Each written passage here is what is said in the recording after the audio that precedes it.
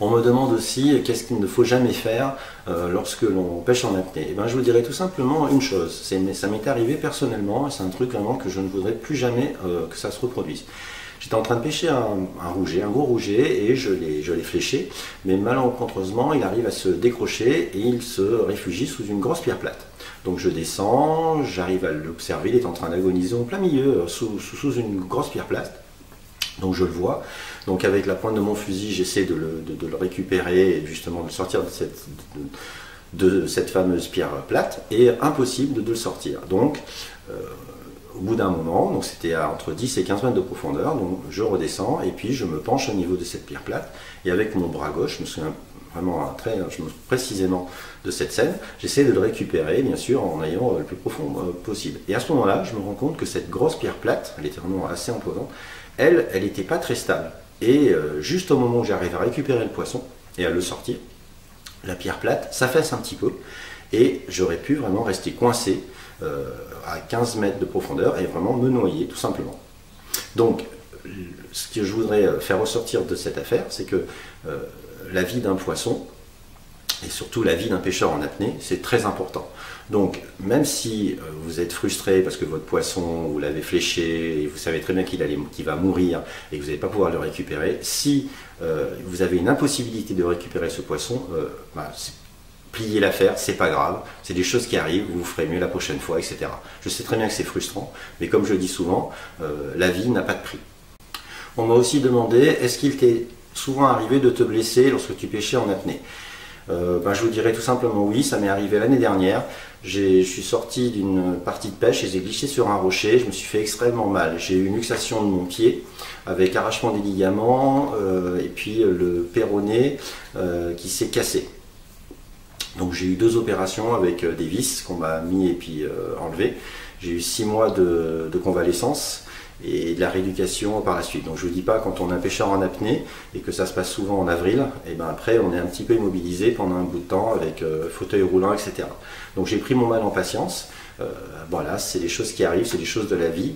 Je sais qu'il y a bien plus grave, mais voilà, avec beaucoup de patience et puis une bonne volonté, j'ai pu vraiment récupérer à peu près à 90% ma mobilité et ma motricité au niveau de ma jambe.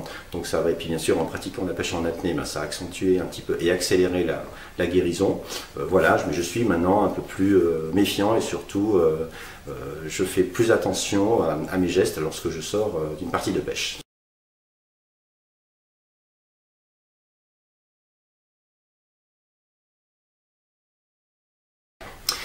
On m'a aussi posé des questions sur la famille. La famille pour moi c'est très très important, c'est quelque chose qui me remet à flot comme on dit quand ça va pas. Il y a la pêche en apnée certes, mais il y a la famille, c'est très important.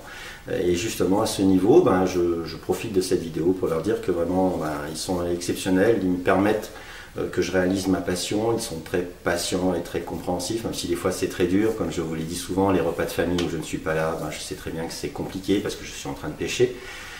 Ça a été difficile à admettre, mais bon, voilà, c'est comme ça, je fais au mieux. Je donne de mon temps et de ma présence quand je le peux, mais des fois, voilà, l'envie d'aller pêcher est bien plus forte que tout le reste. Je les remercierai jamais assez, surtout que je sais ce qui est très très angoissant, on me le dit souvent, c'est quand je pars à la pêche. Je dis à peu près dans quel coin je vais, mais je ne dis jamais quand c'est que je vais revenir. Enfin, je ne vais pas faire 6 heures de pêche, non, loin de là. Mais quand je reste 2 ou 3 heures, et des fois ça dure un petit peu, en 3h30, les gens commencent à s'inquiéter, surtout ma femme. Donc merci à elle. Je sais très bien que des fois, c'est pas évident pour elle, et je fais tout pour essayer de la rassurer.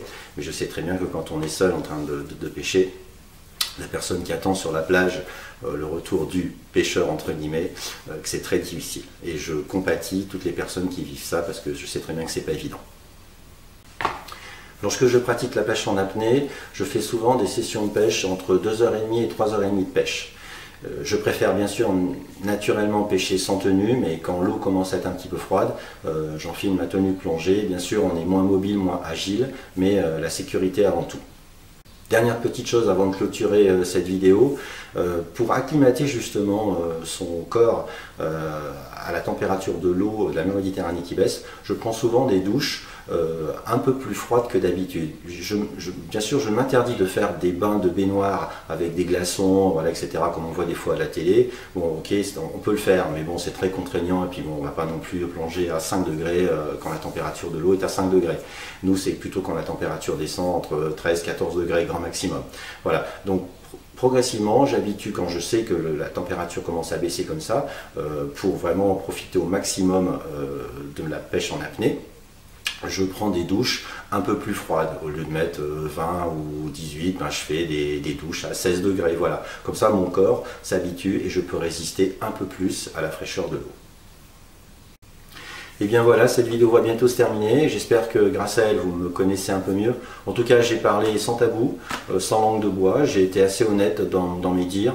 Bon voilà, j'ai fait de mon mieux. Au moins, grâce à ça, ben, vous m'apprécierez peut-être un peu plus et vous en saurez un petit peu plus de ma vie. En tout cas, encore une fois, merci à vous de continuer de vous abonner à ma chaîne, de partager mon lien et surtout de partager ma passion autour de vous. Ça me fait extrêmement plaisir. Et dernière petite chose, bonnes vacances à tous.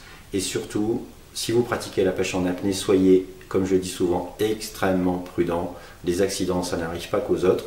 Et voilà, et j'espère vous retrouver très bientôt sur ma chaîne, partager cette passion et surtout vous faire vivre des choses merveilleuses. À très bientôt.